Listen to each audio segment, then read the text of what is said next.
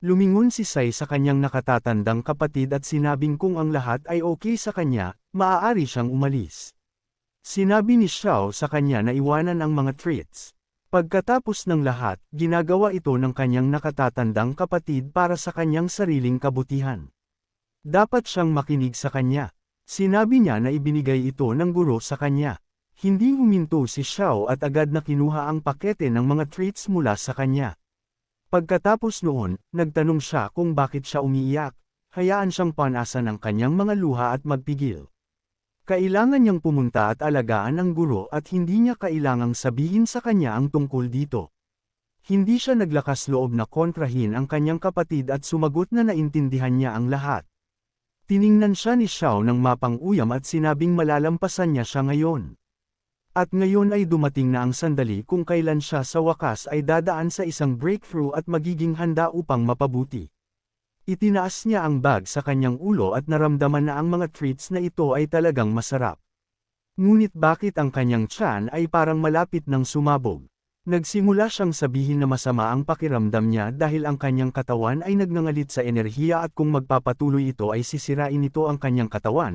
Ngunit nagtaka siya kung bakit kumain ang mabahong matandang daga na iyon at hindi nasaktan at ito ay nangyari sa kanya. Hawak ang kanyang tiyan, napagtanto niya na tapos na siya. Bigla, hindi makapagpigil, isang malaking usok ang lumitaw sa likod ng bahay at simpleng lumipad si Xiao palayo sa utot sa langit.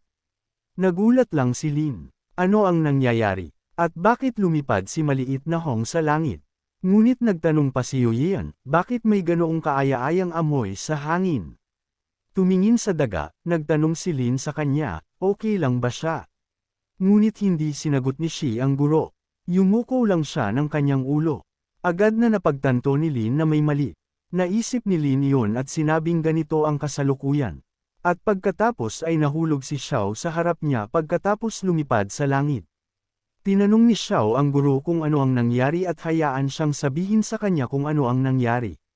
Tinanong siya ni Lin kung ano ang ginawa niya, ngunit hindi siya sinagot ni Xiao at yumuko lang ang kanyang ulo ulit sa mga paa ng guro. Nagsimulang sumigaw si Lin sa kanya at sinabing nagtatanong siya sa kanya. Sinabi ni Xiao sa kanya na napagtanto niya ang kanyang pagkakamali at humingi ng kapatawaran para sa kanyang pag-uugali at hindi niya nais na gawin iyon. Hindi lang niya napigilan ang ganoong masasarap na mga bagay at humihingi siya ng paumanhin para sa pagiging masyadong makasarili. Sumali si Sai sa usapan at sinabing ibinigay niya ito sa kanya. Sinabi ng nakatatanda na gusto rin niyang subukan ito. Sinabi ni Lin na naiintindihan niya na si Xiao ay handang gawin ang anumang bagay upang mapabuti ang kanyang lakas, ngunit siya ang kanyang nakababatang kapatid. Sumagot siya na siya bilang isang estudyante ay napagtanto ang kanyang pagkakamali at bigla siyang nakaramdam ng sakit ulit at umutot sa langit. Ngunit sumigaw si Lin sa kanya na tumigil sa paggawa ng mga dahilan at pumunta sa guro upang tumanggap ng parusa. Napagtanto niya na hindi niya inaasahan na ang pagsubok na magnakaw ng isang manok ay magreresulta sa pagkawala ng kanin. Kailangan niyang maging mas maingat sa susunod. Ngunit sa kasamaang palad, hindi nakita ng kanyang matandang mga kaaway ito. Kung hindi, ikakahiya niya ang manirahan sa mundong ito. Nakita din ng mga taong nasa lungsod ito at sinabing ito ay isang magandang heavenly maiden at siya ay gumagawa ng mga kakaibang tunog. Ngunit sinabi ng batang babae na naisip niya na ang tunog ay nagpaalala sa kanya ng kanyang kapatid na umutot. Ngunit naisip ng isang tao na ito ay walang kabuluhan. Pagkatapos ng lahat, ang ganoong magandang heavenly maiden. Paano siya umutot? Naglalabas siya ng heavenly energy at isang biyaya para sa kanilang nayon. Hayaan ang lahat na mabilis na langhapin ang makalangit na kapangyarihan na ito. Pagkatapos nito, huminto si Xiao at sinabi sa guro na nalinis na niya ang kanyang internal energy at hiniling sa kanya na parusahan siya. Sumagot si Lin na naintindihan niya na ang disipulo ay mapagmataas. Kaya sa susunod na pagkakataon magsisilbi siya kay White Shy sa loob ng 3 buwan. Anuman ang sinabi niya, gagawin niya. Ito ang kanyang expedition measure. Hindi naisip ni Xiao na napakahusay niya magtatapos siya sa pagiging lingkod ng dagang ito. Pagkatapos ng lahat, galit siya dito. Ngunit nagpapasalamat siya sa guro para sa kanyang awa. 3 buwan mamaya, sa labas ng Wu sa silangang rehiyon, lumipad ang Dragon Gate Flying Ship. May isang tao mula sa barko ang sumisigaw na ang Poison Kings Valley ay malapit ng magbukas. Hindi niya nais na makaligtaan ang ganoong bihirang pagkakataon. Sinabi nila sa kanya na ang Valley of the Poison King ay isang sagradong lugar na puno ng mga posibilidad. Ayon sa alamat, ang may-ari nito, si Yaon, ay may walang katumbas na kasanayan sa gamot at ang pinakaiginagalang sa lahat ng mga cultivators noong sinaunang panahon. Hindi lang iyon, ngunit may tsismis na personal siyang nagtanim ng maraming bihirang medicinal herbs sa valley na ito. Mayroon pang isang higanting spiritual energy gathering formation na naka-install sa loob. At doon kahit ang pinakakaraniwang medicinal herb, kung kinuha sa labas, ay maaaring magdulot ng isang bloodbath dahil sa labanan para dito. Nagpatuloy ang lalaki sa pagsasabi na ang Healing Valley ay nagbubukas lamang isang beses bawat 10,000 taon, at ang oras na nananatili itong bukas ay limitado. Ang pagpasok dito ay pinaghihigpitan din, kaya sa wakas ay mapalad sila na makapasok sa pagkakataong ito. Ngunit ang kompetisyon ay magiging napakahirap. Narinig ko na ang mga Hashian level masters lamang ang nakaupo sa VIP room at sila ang ganoong maliliit na newbies sa foundation laying level ay maaari lamang tumayo sa labas at mag-enjoy sa hangin. Sumagot ang lalaki na narinig niya na sinabi na mayroon pang ilang fusion stage tenzang sa top level hall. Ngunit kailangan pa rin nilang subukan. Marahil ay suswertehin sila. Ngunit pagkatapos ay dumating ang mga master sa tavern at sinabi sa lahat na ilabas ang lahat ng mahalaga na mayroon sila at huwag silang pilitin na kumilos personal. Lumingon ang mandirigma at nagtanong, ito ba talaga ay isang atake? May isang heavenly ruler sa kanilang barko na magpo-protekta sa kanila. Nagtanong din ang matandang lalaki kung sino ang ganoong matapang na nang ahas na sugulin sila sa gitna ng daan. Ngunit lumapit ang isa sa mga lalaki sa matapang at nagtanong kung maaari ba niyang malaman ang kanyang pangalan at titulo. Nagpakilala ang mga tao, at sinabi ng batang babae na ang kanyang pangalan ay John Tiansong, at sa tabi niya ay si Le Junlin. Ang isa sa mga mandirigma ay nagsimulang sumigaw na siya iyon, ang white-haired killing god, Yam Uling. Nagtanong, ang lalaki sa kanya kung totoo siya. Naisip pa rin niya na ang lalaki ay hindi gagawa ng ganoong bagay. Marahil siya ay isang impostor. Ngunit nagtanong ang isa sa mga lalaki sa iba kung nakita ba nila kung sino ang nakatayo sa tabi niya. Eksakto tulad ng sinabi ng chismis. Eksakto ang pareho, Ding Jishan at Xin Wen. Ngunit sinabi ng panauhin na may iba pang mga chismis na ang kanyang mount ay ang sinaunang Divine Beast Kapang. Tinanong siya agad naniniwala ba siya dito rin. Ang ganoong Divine Beasts ay matagal nang nawala mula sa Kun World. Paano ito posible? Sinabi ng lalaki sa lahat ng iba na ito ay marahil isang pagkatha ng mga taong gustong magpalaki-laki. Si Ye ay maaaring malakas, ngunit maging siya ay hindi maaaring sumakay kay Kang, ngunit ang isang tao mula sa grupo ay nagalit at inutusan silang tumigil sa pakikipag-chat dahil ngayon ang pangunahing bagay ay magpakumbaba na ibigay ang lahat ng mayroon sila upang mailigtas ang kanilang mga buhay. Agad na nakita ng matandang lalaki na ang kumpol ng mga kaawa-awang nilalang na ito ay kinuha ang pin ulit. At oras na upang kumilos. Ikan-away ang kanyang kamay, sumigaw siya kay Lin Wuji na tanggapin ang mga regalo mula sa kanilang iginagalang na mga kaibigan ni Dao. Agad na sumagot si Wuji sa guro na gagawin ito. Sinalakay sila ni Wuji at sinabi sa kanila na maging matalino, ibigay ang lahat ng nagkakahalaga ng pera at huwag siyang pilitin na putulin sila. Natakot ang mga tao at sumigaw na sila ay sumusuko at hindi sila dapat hawakan. Sinabi din ni Wuji sa iba pa na nasa itaas na isuko ang kanilang lin rings, kung hindi nila siya dapat sisihin kung siya ay walang awa. Ngunit pagkatapos ng lahat ng ito, nagtanong si Wuji kung paano maaaring magpanggap na patay ang mga nasa pinakamataas na silid. Dapat ba siyang personal na pumunta at harapin sila? Ngunit sinagot siya ng panauhin na hindi ito ganap na kinakailangan. Pagkatapos ng lahat, mayroong dalawang panauhin mula sa Gongzhou sa loob. Hindi sila ordinaryong mga tao. Mayroon silang mahalagang mga koneksyon. Ngunit hindi natakot si Wuji at sinabing gaano man sila kahalaga, kailangan nilang igalang ang kanyang guro. Kung mayroon silang anumang sense, hayaan silang lumabas at sumuko. Kung hindi, makikialam ang kanyang guro at mamamatay silang lahat. Ngunit bigla, isang kakaibang boses ang nagtanong, ito ba ay isang kaibigan ni Dao? Sila ay mula sa Gongjo, mula sa Wende sect. At maaari ba akong humingi sa kanya ng isang pabor? Sa hinaharap, tiyak na bibisitahin nila ang kanilang Xuanqian sect. Agad na naisip ni Wuji, Wendo sect. Ito ay isa sa pinakamalakas na sect sa silangang rehiyon, pangalawa lamang sa Yua sect. At sinasabi na maraming immortals ang lumabas mula dito.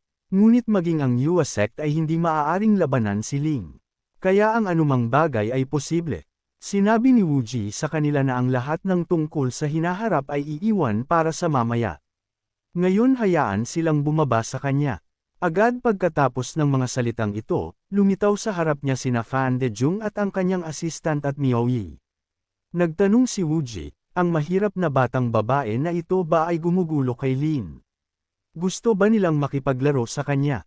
Agad siyang sinalakay ni Miawi pagkatapos niyang sabihin ang mga salitang ito at nagtanong kung sino ang tinatawag niyang mahirap na batang babae. Sinabi ni Fan sa kanya na huwag kumilos ng padalos-dalos. Iwanan ang sitwasyong ito sa kanya. Siya mismo ang mag-aayos nito. Nakita ni Fans na ang apat na taong ito ay talagang, tulad ng sinabi ng mga chismis, sinalin at ang kanyang mga kasama. Bagaman ang kanilang antas ay tila hindi mataas, ayon sa mga chismis, napakahusay niya sa pagtatago ng kanyang lakas. Mas mahusay na maging maingat. Ipinakita ni Fan ang bola at sinabing mayroong 5 milyong piraso ng Supreme Spiritual Crystals, pati na rin ang ilang spiritual artifacts na maaari pa ring maging kapaki-pakinabang. Ngayon, hayaan silang tanggapin ito at ipasa ito kay Lin, hayaan siyang malaman na ito ay isang maliit na regalo mula sa Wende sect. Sinagot siya ni Wuji upang isipin ng matandang lalaki na naintindihan niya kung ano ang sinasabi. Babalik siya at tiyak na ibibigay ang lahat sa kanyang guro. Nagtanong si Miao sa uncle kung ano ang ginagawa niya. Naisip ni Wuji na pagkatapos magpakita, tumakbo siya palayo at nakakuha pa ng isang kilig. At sa harap ng master ng great stage, mayroon talagang presyon, ngunit sa kasamaang palad ang kanyang acting talent ay mataas. Sinabi ng guro na sumabog at nagpanggap na isang magnanakaw na siya ay nagpapasalamat na tatanggap ng mga regalo mula sa kanilang lahat at magkita sa hinaharap. Sinabi ni Miao sa uncle na binaygo niya siya. Sumagot si Fan sa kanya na kumikilos din siya para sa kanyang kaligtasan. Kung hindi sila nagpakita ng paggalang sa ganoong bloodthirsty na karakter, tiyak na papatayin silang lahat ni Lin. Hindi man lang siya natatakot sa Yua sect. Kung may talagang mangyayari sa kanya, magiging nagkasala siya sa harap ng Wendao sect. Sinabi ni Miao na sa katunayan, tulad ng sinasabi, kung ang tuktok ay mali, kung gayon ang ibaba ay magiging baluktot. Ang Lin na ito ay masyadong mayabang. Bakit maaari siyang gawin ang anumang gusto niya at maglakad sa paligid ng silangang rehiyon ng walang parusa? Mayroon din siyang hindi kapani-pani walang lakas. Kamakailan ay pumatay siya ng isa sa mga immortals mula sa Yahweh sect, at siya ang guro ng Holy Son ng sekta na ito, at ngayon iniisip niya siya bilang isang mahirap na lalaki. Nagmamadali siyang pumunta doon, iniisip na maaari niyang talunin si Lin mag-isa. Ngunit sa huli, itinago ng lalaki na iyon ang kanyang lakas at sa huli, si Juyang ay nasira sa isang counterattack. Sinabi ni Miao sa kanyang uncle, paano siya magiging ganoong kontrabida? Tiyak na magiging malakas siya at sisirain ang ganoong walang kwentang tao mag-isa. Sumagot si Fan na totoo iyon. Sa kanyang mga kakayahan, maaari siyang maaga o huli ay lampasan ang pagsubok at marahil ay makamit pa ang immortality. Hayaan siyang huwag kalimutan na taglay niya ang katawan ng isang star immortal. At ang lakas na ito ay hindi mababa sa sun body ng Saint Son ng Yua sects. Sinabi ni Miao sa kanyang uncle na huwag mag-alala. Magsasanay siya ng husto. Hayaan lang si Lin na maghintay para sa kanya. Nagtipo ng mga magnanakaw sa isang lugar at sinabi ng walang ngipin na matandang lalaki na ang pangalan ni Lin ay talagang nagtrabaho tulad ng magic.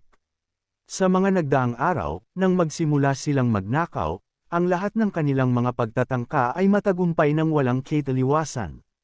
Sumagot din si Wuji na halos natakot siya hanggang sa kamatayan ngayon lamang. Sa kasamaang palad, ang iginagalang na tao mula sa Wende sect sa ilalim ng presyon ng pangalan ni Lin ay sa wakas ay sumuko. Maging ang ganoong iginagalang na tao ay kailangang yumuko sa kanya. Dinuraan ng batang babae at sinabi sa kanya na tingnan ang kanyang sarili sa salamin.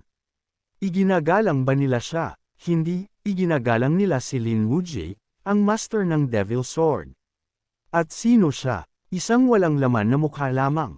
Hindi ito nagustuhan ni Wujie at kinuha ang kanyang tibak at nagtanong sa kanya, ano ang mali sa kanya?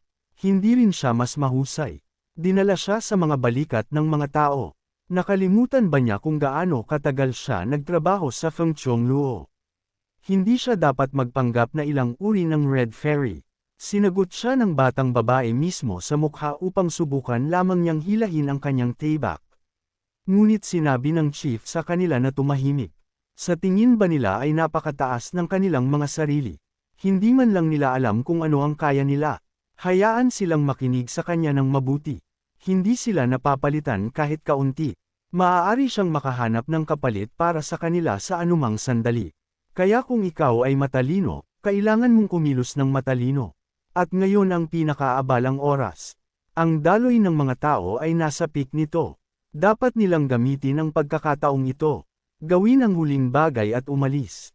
Ngunit bago iyon, maglalaro sila para sa matataas na stakes. Bigla, lumitaw ang isang malakas na hangin at lumingon ang chief at nagtanong, ano ito? Natakot si Wujie at sinabing kaila hilakbot ito at nagtanong kung anong uri ng halimaw ito. Like, comment, share, and subscribe naman dyan mga ito go.